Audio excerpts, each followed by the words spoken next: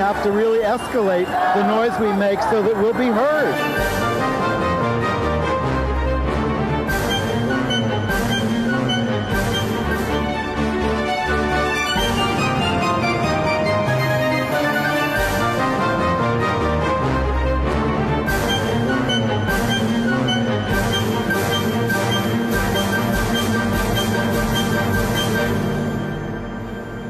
Welcome to Gay USA. I'm Andy Humm, and happy Independence Day. We're taping this the day before, and we're with a group of people who declared independence from the Heritage of Pride parade and formed, through Reclaim Pride Coalition, the Queer Liberation March this year, and we're here to talk about it with... We have with us Baez Pitt, who is they're all Reclaim Pride organizers. Baez Pitt is a non-binary visual artist who designs lights and projections for plays and takes photos and makes videos and does graphic designs. And I have here Robert Baez, who is a PhD candidate in the Department of Sociology at the University of Florida, where he researches and teaches on sexualities, intersectionality, and social movements. Francesca Barjon is an organizer for the Reclaim Pride Coalition who cares about the liberation of all people and believes the most marginalized groups of people need to be heard from and fought for. You're also a writer and a mentor to high school students and a certified public accountant. I'll keep that in mind. And finally, a face that should be familiar to viewers of this show, Reginald Thomas Brown, who has a master's in education, who was a board member of Vocal New York. Now, you know, you sent me your bio. We didn't talk about this stuff the last time we were together. You were a president of the Gay Liberation Front at the University of Kansas in 1971 when you were 19 and had to sue for funding for the group, and you used William Kunstler for that. Yep. Oh my goodness. Yep. You're a long-term HIV survivor of 33 years this August. You've been on the HASA Advisory Board, the National Minority AIDS Council, Building Leaders of Color program, and as I said, on the board. Well, first of all, I just want to say congratulations to everybody on this wonderful Reclaim Pride March, which our viewers have been hearing about for so long. It was 45,000 strong plus. Yes. Yeah. How did it feel? It felt amazing. Like, we were telling people to say they were coming on the Facebook event page, and it was showing maybe like 2,000 people coming. So, especially towards the end, we were getting stressed. We were telling people, everyone, say you're coming, say you're coming. And it just goes to show people don't always say what they're going to do, even in this age of social media, but they showed up and they showed out, and it was amazing. Well, I'll tell you what people do. I was down there in the morning, and it's like 9:15, and there are about 1,000 people. And I'm going, shoot, I mean, is anybody going to come? I'm going to be happy anyway, because we're going to get to March. And then it just, boom, all these people showed up. Then there were blocks and blocks of people in the village, and many more in the park, many more as we moved. So, wow, other feelings about? That was my impression, too. I was the parade march volunteer coordinator. So I was, people were calling to volunteer for the march. And when I got there at 7:15, we were unloading things. It was kind of quiet. And like I said, about 8:30, about 8:45, I'm thinking, oh my, I wonder if anybody's going to come. I said, my volunteers are here. They're all doing their things very efficiently. Is anybody going to come? And then a few minutes later, there were people all over the place, and I was having my volunteers direct them to go around to the back because they couldn't get any grocery because there's so many people there. I thought, wow. So I was really impressed with that. Yeah, we'll keep talking, and we have footage of the march as it was just leaving the village. Can we run some of that, Monsieur le Directeur, of the people just marching as we're talking, let it rolling? Maybe not. We're working on it. All right. Well, we have B-roll of that as it was getting started. Other feelings? I mean, I have the same feeling. I was there at about 8:30 and unsure about how many people were actually going to show up because we didn't require people to register. So we really had no idea the amount of people that would come. And so once I heard the number of 45,000, I was so excited and shocked. And all the hard work that paid off over the last few months was just really a great day overall. Yeah, Baez? Yeah, to echo what others have said, obviously you hope and you expect hope for the best, but I certainly wasn't expecting this. And in like the weeks and months leading up to it, in conversations on social media and just having conversations with people in my life, everyone was saying the same thing, which was, thank you for doing this, we're so excited, I can't wait. But we were obviously worried if the follow-through was going to be there. So it was a really incredible experience. And I know personally, I was sort of, as others have said, like down doing things the morning of. So I didn't really have a sense until, I don't know, maybe we were up at like 23rd Street or so, and I was able to get on top of something and get a little height. Yeah, and suddenly like you see this crowd that just stretches like as far as your eye can see, and it was really breathtaking. I mean, we should explain, Reclaim Pride's been going on for several years, and part of it is, you know, Trump came in and we didn't want the parade to not acknowledge that we need a lot of politics and civil rights in our thing. And for the first year after the Trump election, they put a resistance group in the front, and then they wouldn't do that. And they stuck it in the middle or the back or whatever. But so that's and there was an effort. I marched that year when Rise and Resist led it. Because of that, because of that message. That's why I wasn't really interested in the parade as such, but because of that message, I really wanted to be there because I held a sign that said LGBTQ lives matter.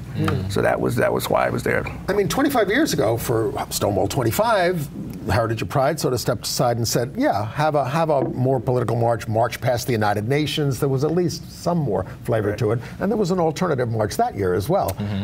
Yes, there was. That went up Fifth Avenue, not First Avenue. But were any of you involved in the negotiations with Heritage of Pride, World Pride, saying, hey, folks, do you see what's happening in the world? Why don't you do a more serious march? Any of you?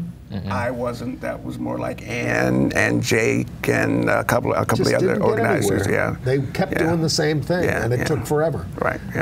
You know. I mean, I wasn't there through that process, but I could talk a little bit about it, and others can like jump in if I missing information there. But essentially, a lot of the demands that Reclaim Pride was asking for were things like not having corporations a part of the parade, not having cops march as well. In uniform. Not having wristbands, because at one point you had to wear a wristband in order to participate in the parade, which is totally counter to a people's political march, as we have been saying for the last few months. Barricades, right? So barricades was another way that kept the parade separate from the people, and so all of those things we were very countered, and so we tried to and successfully did that with the Queer Liberation March. Right. A good point was that I was at the end of the march because I was, making sure all the volunteers had what they needed. And there was one banner that was left, the AIDS is not over banner.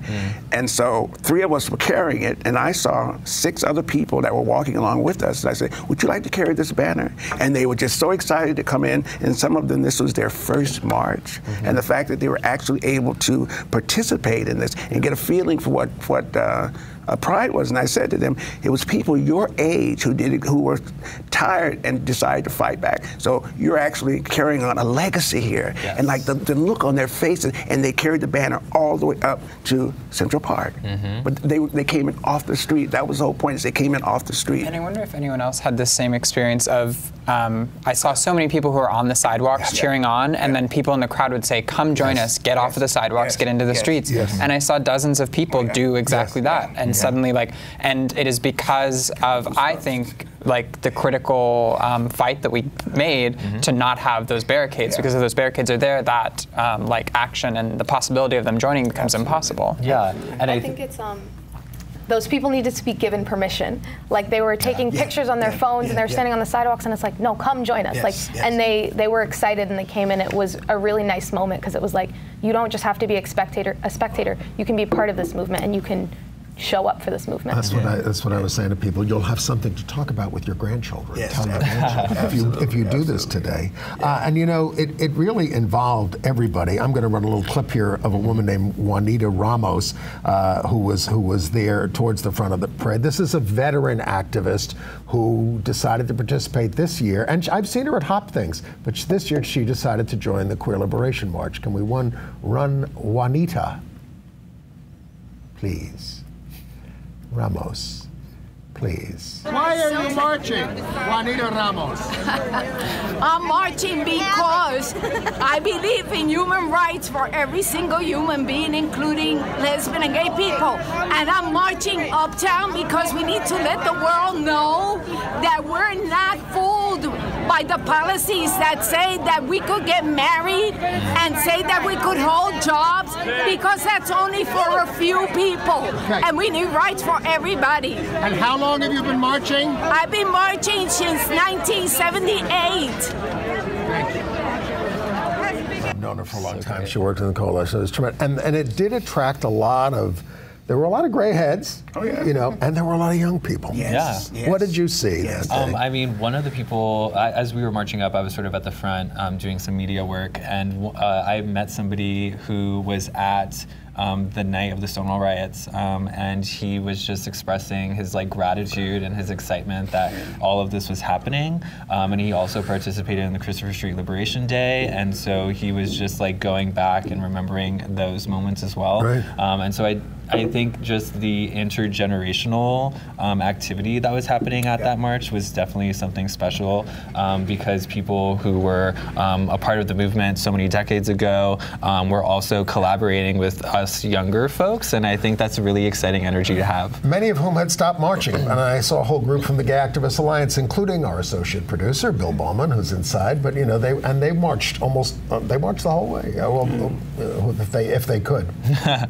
It's funny, I marched in the Pride Parade for 2 years, and my second year I remember looking at some corporations with the rainbows for the month of June and being like, this doesn't feel right. Like, the first year was amazing that I marched, and it was like, oh, you're out, you're doing this. And then the second year was like, I don't see the value in it the same way that I did my first year. So I can imagine, after decades of seeing what it's become, if you're an older person being like, this isn't what we started this march for, and now it's kind of just like a big old party for these people nowadays. So I'm very grateful that they felt like our march was something that meant something and had value, and that they walked and marched in. So I'm really proud of that.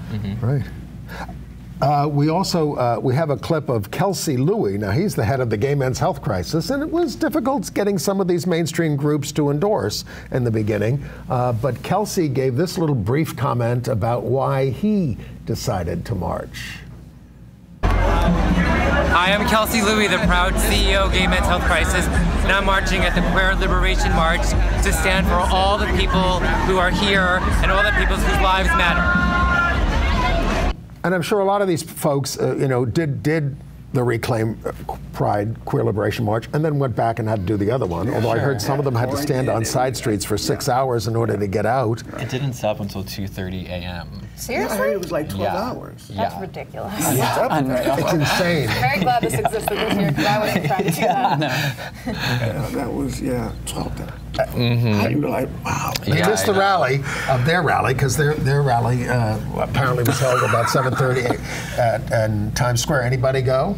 Anybody go back to the other march? No, I did not. I was exhausted. I've done 45 of those things, mostly as a reporter, but I couldn't bear it. I could not bear it. A bunch of us went dancing after, so that was really fun in celebration of Well, let's talk about you all. I want to look, I was involved with the Christopher Street Liberation Day Committee when I was a kid. This was the group, volunteers, that planned the march, and we kept it fairly political and all that stuff. But then we kind of said, my God, there's so much to do. Do I want to spend all year just working on one event? So how did this get you so involved for a year, Bax?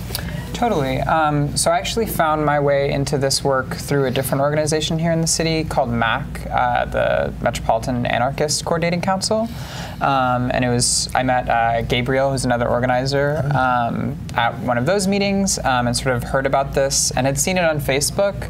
And I think the first meeting I came to actually was a big town hall that happened back in March, maybe? I'm not sure, but what attracted you? I think, for the first time since being in New York, I felt like the people who were in the room looked what looked like what I think the world looks like and what I want the world to look like, and that there were actually people of a pretty wide cross-section of genders and races and classes and all of these things. And it was clear from that first meeting, you know, there were problems, and there were, like, that first meeting was far from perfect. And I think none of our meetings have been perfect. And there was tension, I think, and kind of sort of like sparks in the air. And I felt really drawn in a sense of, oh, this is a space where, like, things are happening and there's not just like a singular dominant voice, but there's actually potential for conversation and dialogue, and for people to change their minds basically in this room.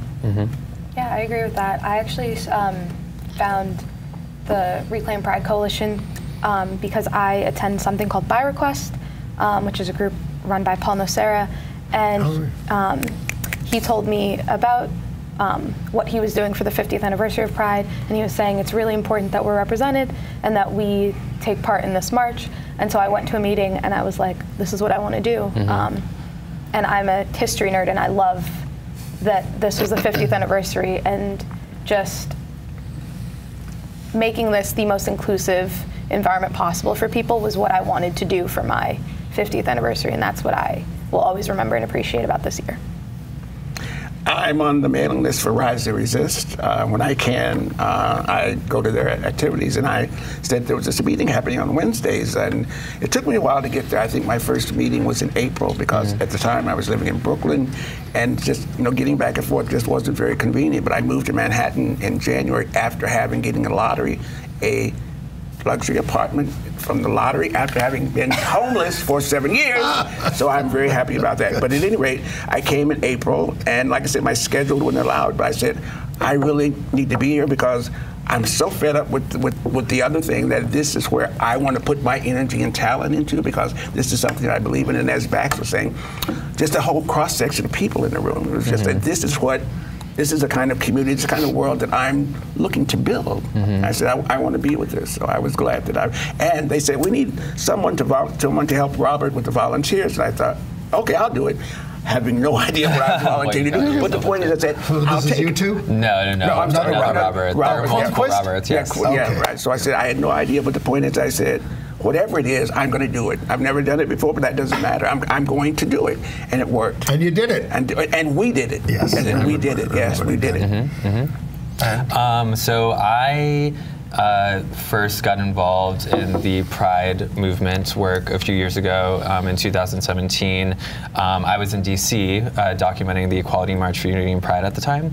And that same year was when No Justice, No Pride blockaded the Pride Parade there. And so since then, I've been working closely with them. And then as soon as I heard that this was going on in DC, or in New York, I knew that I wanted to be involved in some capacity. And so I came here and got involved earlier this year and have tried and did succeed in getting No Justice, No Pride involved in here at some capacity. But I would love to see that continuing on in the future as well. You've raised one of the big controversies of Pride marches all over the world, really, is the participation of uniformed officers. Of course, the police department didn't used to let them participate in the Pride Parade, and then your lawyer, Norman Siegel, helped them get in uniform years ago. And but now, look, I mean, Stonewall was about a rebellion against the police. Absolutely. Very weak apology from the police commissioner this year, but not for everything that's happened since. Talk about what, and of course, I don't think police officers in uniform would have been allowed to march in our march, but talk about why it was so important not to have that presence. It's because of what they're still doing today. We know people are still being killed. We've had the Black Lives Matter movement that's clearly shown, and to this very day, it might not be people marching in the streets in Black Lives Matter marches every day, but we still see the videos, and we know how police treat people of color, trans people, misgendering them, sexually assaulting them. Like we know how they treat sex workers. We know how all of these things happen. So to include police officers, regardless of their sexuality, in our march, and ignore the very real atrocities that they take part in, is not something that we wanted to be a part of. And the most recent was Laylene. Right. I mean, that was just, I mean, this Talk is about who Laylene is. I don't know enough, I guess, to talk about it.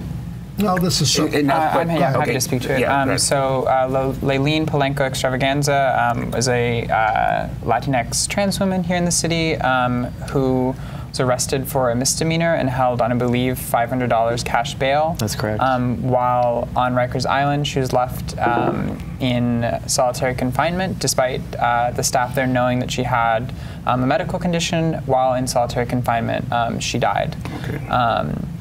And yeah, to echo what Francesca was saying, like the police arrested her, the police put her there, the police are responsible ultimately for her death. And she could be here with us, marching with us, were it not for the police. So it feels so viscerally wrong to me to welcome police into our march when they are killing people and preventing them from marching with us. And I think her death accelerated the push in the state legislature to end cash bail for 90-something% of, which is, progress. $500. But a horrible price. But a horrible price. How many people can't afford $500? And why should people go to jail because they're poor? Right. This is actually this bill was one of the bills that Vocal had worked for some time, because many of our members were affected by that. Why should people go to jail just because they're poor? If you want to house people so bad, build places for them to live.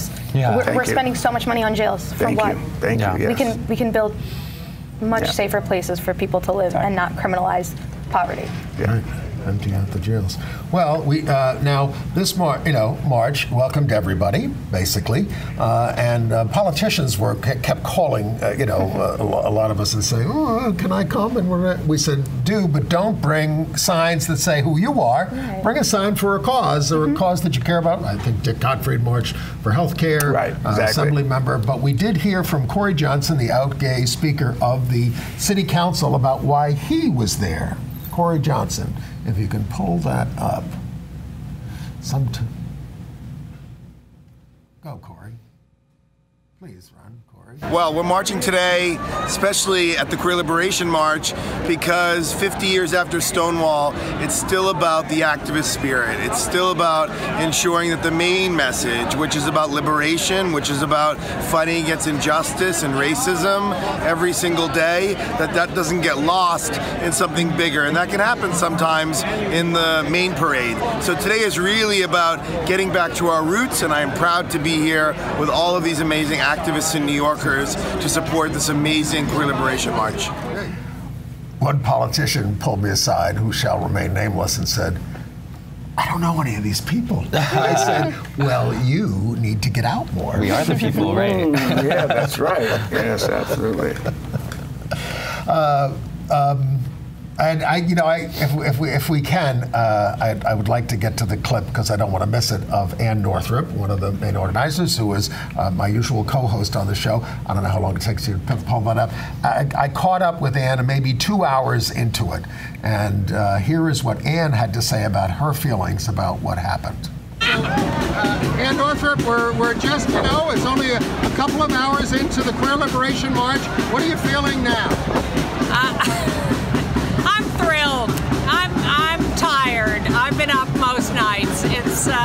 But it's beyond our wildest dreams. So I'm absolutely happy. It turned out exactly the way I wanted it to. Exceeded my expectations. But I have a few people I want to yell at who said, as we were doing this, "Oh, I don't think it matters if it's not so big." I'm going after them. Good for you. Why'd you do this? I so hate the Pride Parade and the fact that they have turned it over to a corporate party.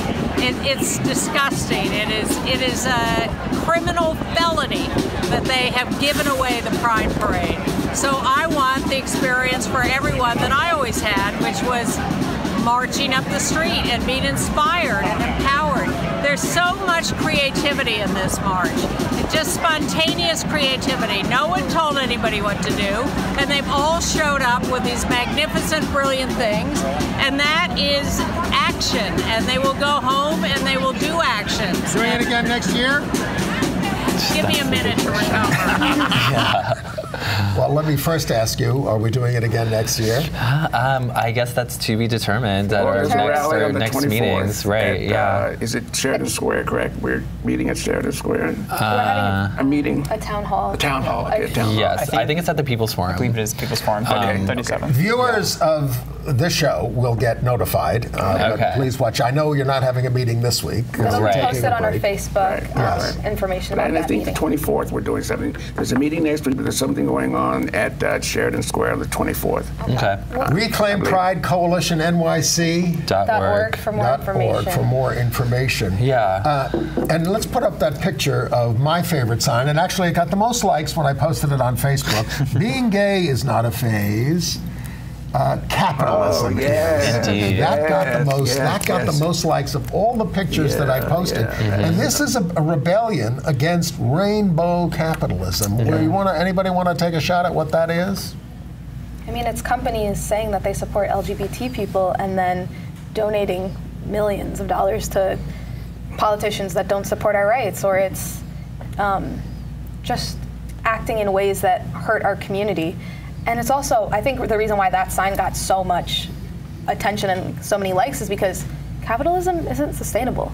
Having, 1% of people in this country own more than 50% of the wealth, how are we supposed to survive in this world? I think they said like 3 people hold more wealth than the bottom 50% wealth we're talking about. That means people's savings. Right. What they pass on. Of things. The other thing is that it's called pinkwashing.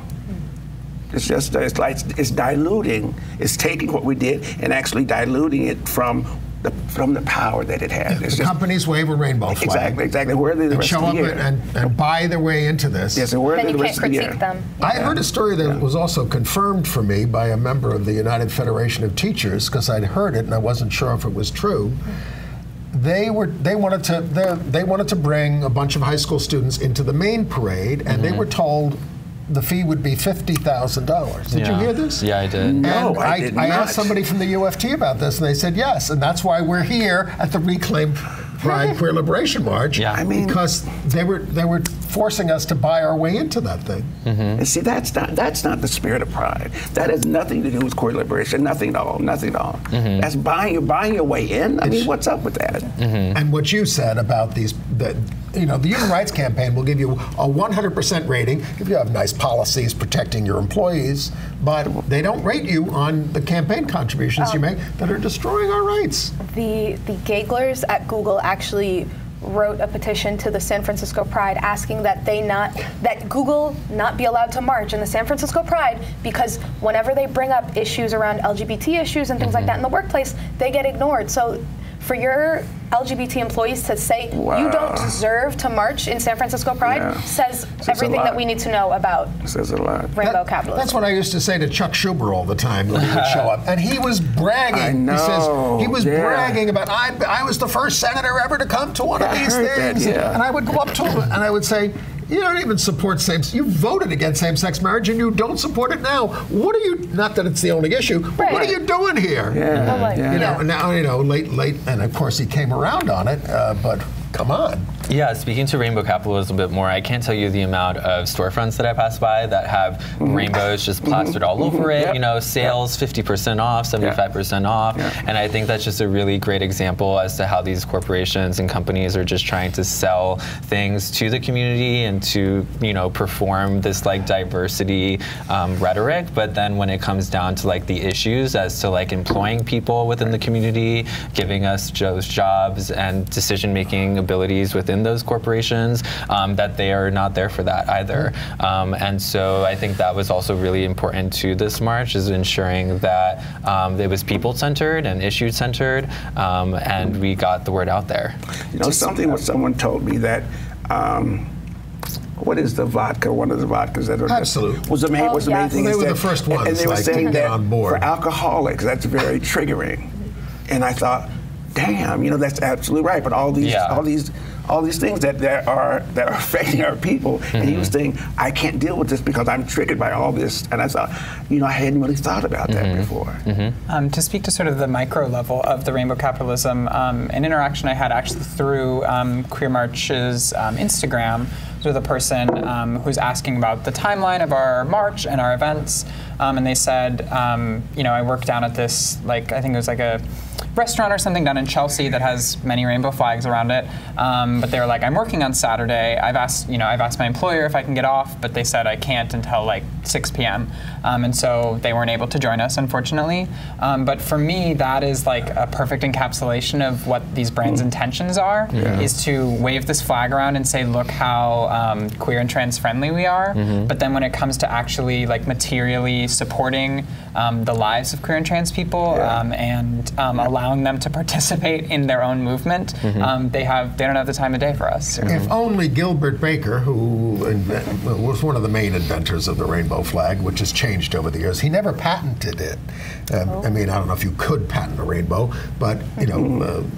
But you know, it's a shame because it could actually be a certification of something positive instead of somebody just appropriating it all the time, as they do. So do you have a sense that this might, I mean, you're not sure about next year, you're going to have meetings, but that it could be a tradition? Because after all, I mean, there have been a lot of split-off marches, the drag march, the dyke march, you know, these things have... Trans Save Action. Yeah, all those things have happened. Yeah. Could this on the day... I mean, I certainly hope so, and I think there's a lot of energy within the coalition as well that wants it to continue and become something more. But we have gotten so many messages from around the world saying thank you for doing this. In Boston, will it come to Boston? Will it come to LA? Are they going to change the way they do things? Well, so what I just wanted to say was we hope that we could do this again in New York City, but it was funny, before we did this, there were people reaching out to us in other cities asking if this would also happen in other cities, and our position was, you can start your own, like, of course you can use our, like our graphics, like Bax made amazing graphics for our march this year. Thank you. So like, we want this to spread and we want this to grow. So we're open to the conversation and we're open to people volunteering and doing their own thing and bringing back the spirit of Stonewall. And giving people an alternative. Right.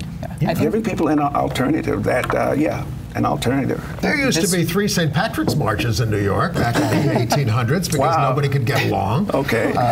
You know, why not? I think this weekend in London, actually, there's like Pride events happening, and we were receiving messages earlier today from people who are organizing an alternative march who were here in New York, saw what happened, and said, this has to happen in London as well. That's amazing. Yeah. And I think it's really great that people are looking to us and are excited and energized by what we did here in New York City. But I also think it's really important to remind people that they can do this in their own city too. They don't need us to do that, right? It's a matter of turning to your community and seeing where people are at. I'm sure that people are already doing amazing work in the community, and it's just about coming together, learning about what's being done, and producing something that is grassroots, because we also don't want to tell other communities necessarily how to do their own work. Heritage of Pride, which runs the parade, says, but we have to have the corporations because, you know, we need, I don't know, 10 million something more dollars, millions of dollars to run this. But you don't. This was done on a budget of under $200,000. What did they do with it? And we raised all our money. And it wouldn't have even been that high if, you know, we didn't need a stage in the park. And Exactly. You know, so it can be done. I mean, you don't need all these. What do they do with the money? Other things. What do they do with it? I don't know. And what does it do for us? But the real question is, what did this march do for us and you? In terms of how does it affect your participation in the movement and what you want to accomplish and all that? How does it all? I think one of the really important parts of this march was the rally, because we had so many diverse speakers come and talk about the issues. I think a lot of people, especially young people, there's a picture there of it. What does it say up at the top there? None are free until all are free. That's right. Especially once you get out of college, everything you learn in your life after that is dependent on you. No one is forcing you to read a book. No one is making you read articles. No one is telling you to fact check things. And I think there's a lot of disinformation out there. And to have people who come from different backgrounds and are experts in what they're talking about, to talk about sex work, to talk about the fact that if you're a feminist and you think you're helping women, but you're not actually helping the women that can't afford to eat, that are discriminated in about 30 states for jobs, so that they need to go out there and do sex work. If you're not considering those women, what is your feminism? It's not enough. And I think that's a very important discussion that a lot of, I think, maybe liberal women or liberal men might not want to have, but we had that discussion, and we had people talking about a bunch of different issues, and so I think that was a very important part of the day. Right. So what else did people pick up at the rally?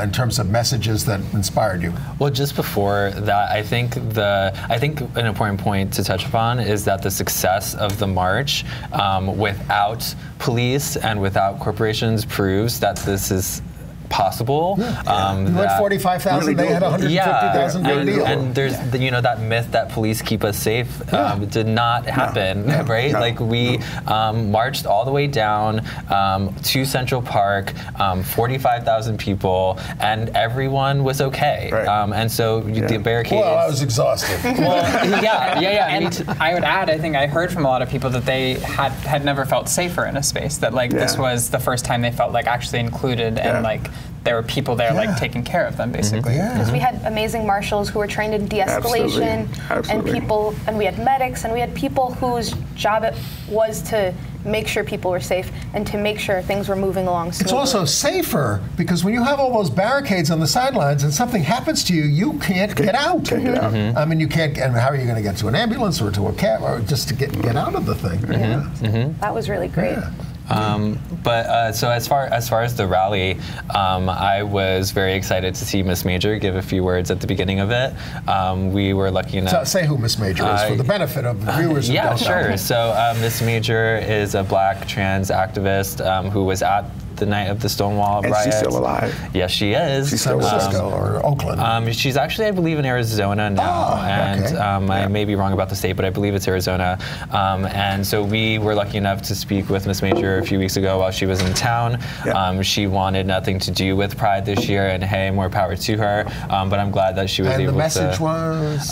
That she was all for what we were doing, the work that we're doing, and that she was very proud of us for doing this work.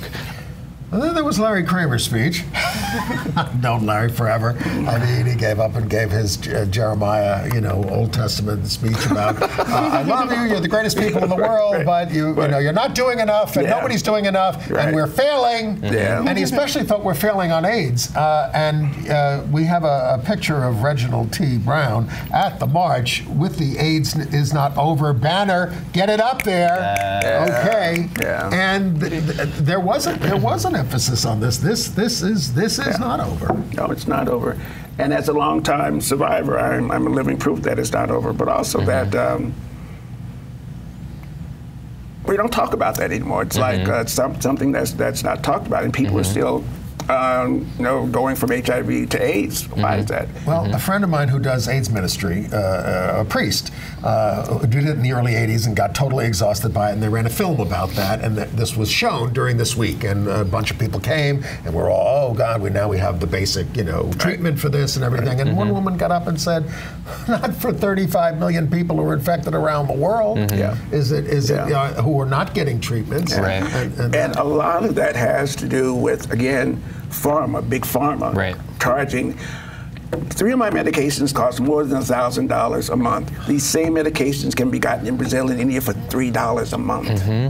I never understand why this would be the most popular issue in the world to get this under control, and nothing is ever done about it. It's all about money. Can I ask the folks who have been involved in AIDS activism for a while? Something that really stuck with me from Larry's speech was his assertion that he had failed and that the movement had failed. Do you have thoughts on that? No, I don't agree because I'm here. I'm here because what ACT UP did 30 years ago was get medicine that's kept me alive. So and we now have PrEP, which will prevent it. So that it failed? No, it's not failing. There are people that are working every day for this. So to say I don't know, but Larry has always been very strident in his views. That's why, because I don't want to say anything.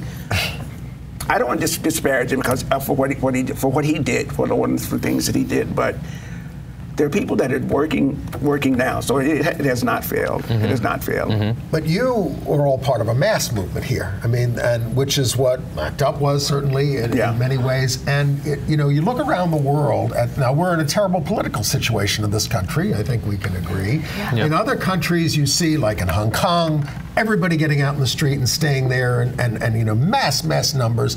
This happened in South Korea a couple of years ago to get rid of a president, right, etc. We had the big women's marches. We've had, but it hasn't been as intense here. Do you feel up to really helping get us some regime change? Are we up for this? Yes, I think a big part of this is a big part of what comes next is also what other things can we do to help our movements? Like, there are so many issues that fall under the LGBTQIATS plus umbrella.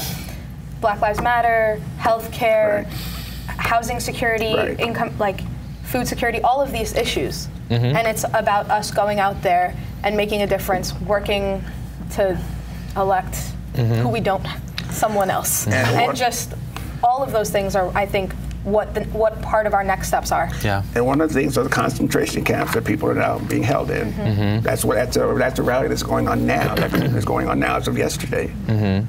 I think part of the success of Reclaim Pride more generally is that it's intersectional and it's coalitional. So we have people from all different experiences coming together.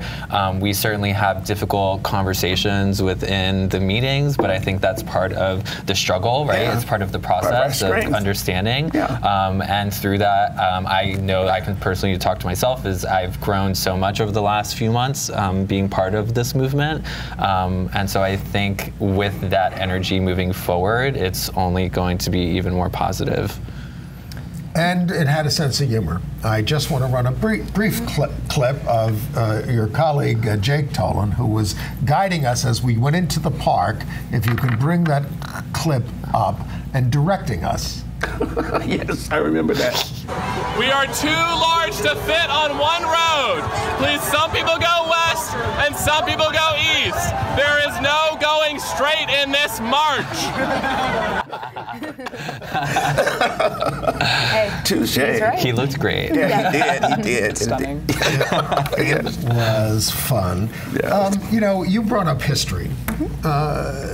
This was a commemoration of the Stonewall Rebellion of 1969. Did participating in this, did it bring up anything for you about that? Did it, I mean, how do you felt all this related to that, and did it, you know? Certainly. So on, I guess, the night of the 28th, myself and some friends wanted to be at Stonewall at, like, you know, 1 or 2 in the morning, just to be like for the actual 50th. And was Lori Arbiter with you? No, I saw Lori's action take place, which was really incredible. Before that happened, though, earlier in the evening, it was just what Stonewall has been for the last several weeks, which was sort of overcrowded with tourists, basically, taking pictures, and there was no sense of community. It all felt very in line with sort of the rainbow capitalism that's happening in the rest of the city. And so it was kind of a very, like, deflating experience to have with these friends, to think, you know, 50 years ago, this incredible, like, revolutionary and liberating moment happened. And now, like, we've come so far, but at the same time, that feels so incredibly distant to think that people could be in that space again, to actually be throwing bricks and taking to the streets. But then I think, for me at least, participating in the march on Sunday was sort of like the opposite end of the emotional spectrum of, wait, no, this is possible, and we are part of a continuum that is unbroken from 50 years ago, from prior to 50 years ago, of queers who are standing up and taking to the streets and continuing to fight back. And I'd like to take off from that, having been around 50 years ago. This is just another chapter in my story, that I've lived long enough to actually see all of you all. You're my legacy. I mean, when I think about it, thanks, Dad. But the point is that what we did 50 years ago worked. It bloody worked. So for me, that's like, it's very emotional. It's just very, it's just that it did. And it's a long, long time. Somebody pointed out this week that, all right, it's been 50 years since Stonewall. At the time of Stonewall, that was only 51 years after the end of World War I. That's how much history has gone by in that period. Of course, the Stonewall Board now has a JetBlue banner. I was going to point that out, so I'm glad that you did. The Brooklyn Brewing Company. Please, folks, when you come to New York, it's not about, I mean, I'm not trying to hurt the Stonewall Bar. They do some nice events and things like that, and et cetera. Tree, the bartender, sometime bartender, was there at Stonewall originally. But the Stonewall Monument is not that bar. Right. It is the streets. It is the streets around it. And the religious right is petitioning the Trump administration to decertify it as a monument. They want that over. You know, that maybe he'll feel like he has to give that to them before next year, which he can do, because President Obama is the one who certified it. Well, if he does, we'll fight back. Yes. Sorry to cut you off. No problem. After we started marching, I realized I didn't see the Stonewall Inn, because the last 2 years that I was in the parade, I was like, I always pass by the Stonewall Inn and take a picture or whatever. And then I was like, it's not the Stonewall Inn that matters. It's the area, it's all these people, it's everything that you're doing. So it's like, I was like, I feel as happy as I did my first year walking past the Stonewall Inn. Like, it was amazing. So I think it's a feeling. Like, being at Stonewall it's a feeling. And it's an amazing one. One of the big thing that this was about, and it was emphasized in the rally, was vulnerable, marginalized communities. Talk about what we ignore too much in our own community when we talk about these things, and what we're not doing enough about. Trans women of color that are being murdered. Just, I think that the mainstream movement has really focused on marriage equality, which it's totally sure people should be able to get married if they want to, but that's certainly not the end goal. There are still so many people within the community, particularly Black, brown folks, trans folks, who have horrible material realities, right? They are unable to afford food, or don't have a place to be able to sleep, or don't have jobs, right? And I think that is where the center of this movement is trying to get to. We're trying to really put those voices at the forefront to make that difference, to be able to give them comfortable living situations on the daily. And I think that is a conversation that is totally missed when you have giant floats going down the avenue, right? And so that's really something that I wanted to make sure was focused on. And another issue are all of the homeless LGBTQIA youth who've been thrown out of their homes by their families.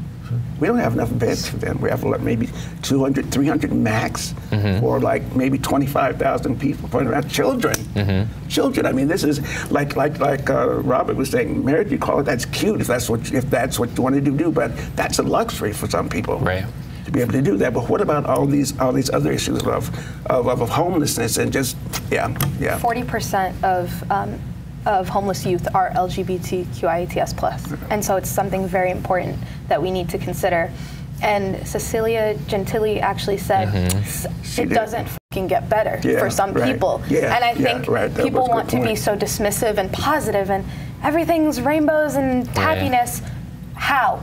Like, you need to lay out some plans and some actions for how it gets better, because just blanket saying that something's going to get better isn't fair to people who have not had that experience. And I think like relying so much on the positivity is in some ways sort of like using what people refer to as like spiritual bypassing to avoid addressing like the material concerns of these people. To reiterate what other people have said, like in my life at least, I see people on Instagram every single day asking, primarily queer trans people of color, asking for money to pay their rent, to get medication that they need to stay alive, to eat, or to get a ride home so that they don't have to worry about getting attacked on the train or on the walk home.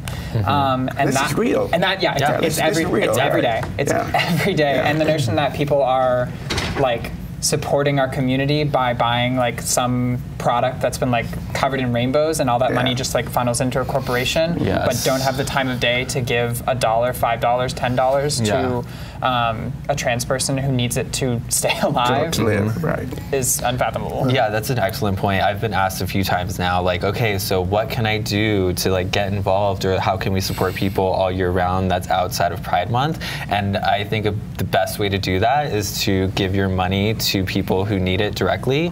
As Bax just touched upon, I always see campaigns or even Venmo requests of like, hey, I need this money, you know, for like to do this specific task. And so instead of giving your money to the nonprofit industrial complex, I think the best way to do that all year round is to just give it directly to people who need it, because people know what they need, and that's the way to go. Yes, and I think sometimes people can feel uncomfortable with giving money away, but I grew up going to church.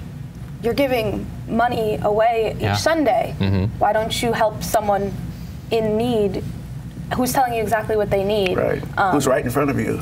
Exactly. And so I think that's another way you can really affect change in our communities. And I think if we're going to be an anti-capitalist movement, yes, we have to like have this rhetoric and take on these corporations and take on, you know, the 1% who has all this wealth. But it's also about shifting our understanding of risk in so many ways, because capitalism wants you to think that ultimately you're alone, and that if something goes wrong in your life, you're going to have to deal with it on your own. And that it's your fault. Exactly. Yes, exactly. Your fault. Yes. But if we are actually interested in creating a community that cares for each other and cares for itself, then you need to be not just hoarding money on the off chance that something bad happens to you, but you need to be giving it to other people who need it today. Absolutely. So you've shown that there's a lot of great work that can be done outside of politics. Almost all that people seem to talk about on Facebook is like, who's going to be the next president? So it gets to be ridiculous. And we're coming, and we you know, this show will be seen on Independence Day in New York.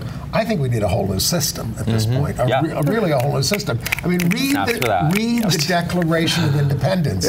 You know, as flawed as it is, of course, because they still supported slavery and a lot of other terrible things, and it was all about property. But it says, when the system becomes intolerable, and you're obligated to put in a new system that will serve the people's needs. And when are we going to do that? Because electing a new president or even a new Senate and Congress is not going to do it all. It won't change capitalism. And it's almost impossible to do anyway. It's rigged against us. Right, exactly. The system. Well, on that note, I want to. So, are part of what you're all going to be involved in is going to be electoral stuff this coming year, or is it just going to keep working on the issues? Yeah, but I'm, as you kind of touched on a little bit, I'm much more interested in transformative strategies. So, give us some. Well, I think one of them that we all touched upon a little bit is the idea that we can give our money directly to people and support people in different ways. And I think part of it is, so it's certainly a very big undertaking to think that we at this table are able to overthrow capitalism. And it's kind of scary, right, and daunting, but I think when we come together, that is something that we can create. It's a vision that we can develop and make it become reality eventually, but I think that there's still definitely a lot more work to be done as far as like politics and electoral stuff as well. Well, there is Caban in Queens. Yeah, that's Tiffany Caban, who describes herself as a queer Latina. Yes, was elected the district attorney at the age of 31 on a total reform agenda. One of the most repressive, County, which one of the most repressive DAs in the city, followed by the Bronx in terms of DAs, and with the former one, with Richard Brown, the former one, late, and Ocasio. I mean, they just turned everything upside down. But see, that's what I see is, I'm excited about that, because these people ran on, they challenged the narrative. Yeah. They actually challenged the narrative and won. Yes. They're showing that people want change, and I think if there's a candidate or a person or policies that align with that, then that's where I want to be, and that's because I want to move this country further. I want us to be able to have the world that we created on Sunday. Like, that was the most amazing feeling, and I want to feel that every day. I totally agree. I'm not, at this moment, super convinced that electoral politics are like the route to get there. But I think I really love what you just said, that we created this world on Sunday, and I think we have the potential to do that all the time. Because the world we live in has been created. Exactly. This system that we're living in was created by somebody. Right. So as somebody, we can create a world that we want. And to me, it's about sort of not trying to reform these violent institutions like the police, like the carceral state, but rather to destitute them and to say, you are not needed. We solve our problems inside of our community, and you are useless to us, basically. And we almost never had the support of the courts in this country, although the biggest let's call it gay and transgender case that's coming before the Supreme Court, they announced this week, is going to be heard on October the 8th. One of them is a transgender case, two of them are gay cases, and they're going to decide whether these transgender and gay are covered sexual orientation and gender identity under the category of sex in the Civil Rights Act of 1964. There's a lot of news about this, and some conservatives are even saying it's possible to win it. But of course, the court has been so corrupted by the Trump administration, by Mitch McConnell, and all that. I mean, it's almost hard to have hope about it, and to pin it on that. We're going to have to do something else. We can't wait because then But that is the big case that they are going to hear on October the 8th. Yes. And the other news this week, was supposed to be a news show. We're supposed to give you some news. We've got 2 minutes and 27 seconds. The Gay and Lesbian Alliance Against Defamation announced, we want a constitutional amendment protecting sexual orientation and gender identity. They don't seem to have consulted anybody else. I don't imagine they asked Reclaim Pride. I didn't get that memo. I don't know whether they're using this to raise money. I mean, we don't even have an equal rights amendment that covers sex. That covers women. That's right. Yeah, right, exactly. I'm sorry, right, exactly. Yeah, exactly, right. On the basis of sex. Right. Not what you do, but who you are. Exactly. That. All right. So we're down to our last 2 minutes. Final words from the Reclaim Pride Coalition, and reminding you that there is going to be a town hall meeting when? On the 24th. Yes. Time I assume is 7 to 9. ReclaimPrideNYC.org for more information about that. Good call. Okay. But other final thoughts about this week, and which I thank you for making happen. As I told the young people that were marching behind the banner, I said, live in your complete authenticity, because without you, the universe is incomplete.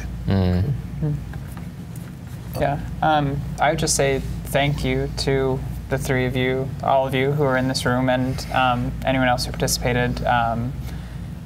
For me personally, it was like really magical and transformative experience, and I hope that I know that we gave that to a lot of people, and that is the result of the labor, particularly of folks who are sitting right here. So thank you.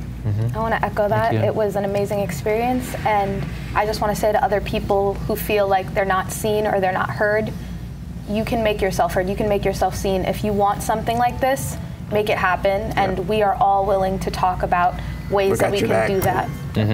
Got your back. Yeah, and for me, I'm really excited that we finished this sort of first big project of ours, and I'm really excited to see where we go from here. I feel like the possibilities are endless, and I look forward to that. And we'll go out with, can you still run Chris Cooper's video while we're going out with running the credits over him? He's going to be my co-host next week. He was there as well. So why am I marching today? Because the main Pride Parade has gotten very commercial, and that's a good thing and a bad thing. I mean, the commercialism means that we've been accepted and mainstreamed, which is going to happen. But I think it's also important that we go back to the roots of Stonewall, which is protest and fighting for the rights we still don't have.